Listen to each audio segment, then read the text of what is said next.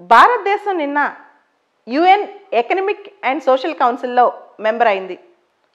ఈ సభ్యత్వం 2022లో స్టార్ట్ అయ్యి 2024 వరకు ఉంటుంది. అంటే 3 years అన్నమాట. యుఎన్ ఎకనమిక్ అండ్ సోషల్ కౌన్సిల్లో 54 సభ్య దేశాలు ఉంటాయి. ఈ సభ్య దేశాల పాత్ర చాలా కీలకంగా ఉంటుంది ఐక్యరాజ్య సమితిలో. ఐక్యరాజ్య సమితిలో 6 ప్రిన్సిపల్ ఆర్గాన్స్ ఉన్నాయి. దానిలో యుఎన్ ఎకనమిక్ అండ్ సోషల్ కౌన్సిల్ది చాలా positive and developmental work. Living standards పెంచడం కానీ, హ్యూమన్ రైట్స్ ప్రొటెక్ట్ చేయడంలో కానీ, ఎంప్లాయ్మెంట్ లెవెల్స్ కానీ, డెవలపింగ్ అండ్ వెల్ఫేర్ యాక్టివిటీస్లో కానీ యుఎన్ ఎకనమిక్ అండ్ సోషల్ కౌన్సిల్ది పై చేయి. వీటికి సంబంధించి UN economic and social council చాలా సెమినార్స్ కండక్ట్ చేస్తూ ఉంటుంది, కోఆర్డినేటెడ్ యాక్టివిటీస్ చేస్తూ ఉంటుంది. ఇంకొన్ని యుఎన్ యొక్క సబ్సిడరీ ఆర్గాన్స్, యాన్సిలరీ ఆర్గాన్స్తో కనెక్టివిటీ పెంపొందిస్తూ హ్యూమన్ రైట్స్ ప్రొటెక్ట్ చేయటం, వెల్ఫేర్ ప్రొటెక్ట్ చేయటం, సోషల్, ఎకనమిక్, ఎన్విరాన్మెంటల్ ఆస్పెక్ట్స్లో వెల్బీయింగ్ని ప్రమోట్ చేయటం, ఇవన్నీ కూడా UN economic and social council చేస్తూ ఉంటుంది. భారతదేశం యుఎన్ ఎకనమిక్ అండ్ సోషల్ కౌన్సిల్కి ఏషియా పసిఫిక్ కేటగిరీలో ఎలెక్ట్ అయింది. భారతదేశంతో పాటు ఆఫ్ఘనిస్తాన్, కజకిస్తాన్, ఒమన్ దేశాలు కూడా ఈ కేటగిరీలో ఎలెక్ట్ అయ్యాయి.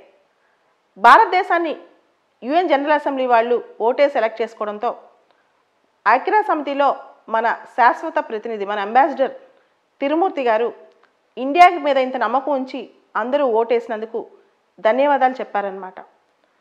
అదేవిధంగా మనం చూస్తే ప్రస్తుతం ఇండియా ఐక్యరాజ్య సమితి భద్రతా మండలి యుఎన్ సెక్యూరిటీ కౌన్సిల్లో 8th టైం నాన్ పర్మనెంట్ మెంబర్గా ఉంది. రోజు రోజుకి ఐక్యరాజ్య సమితిలో భారతదేశం యొక్క పాత్ర పెరిగిపోతుంది.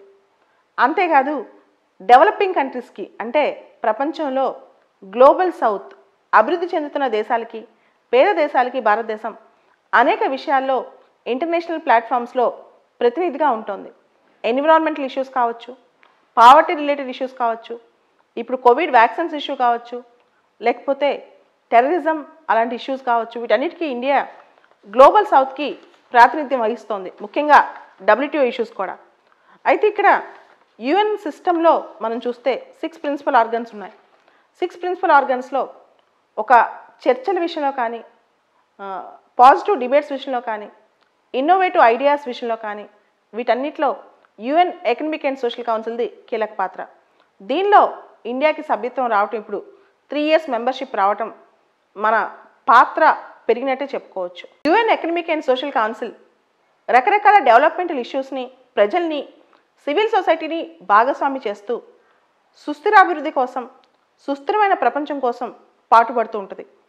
ఇటువంటి పాజిటివ్ రోల్ ప్లే చేసే యుఎన్ ఎకనమిక్ అండ్ సోషల్ కౌన్సిల్లో ఇండియా మెంబర్ అవటం, ఇండియా కీలక పాత్ర పోషించడం, ఇవన్నీ కూడా చెప్పుకోదగ్గ విషయాలని చెప్పొచ్చు.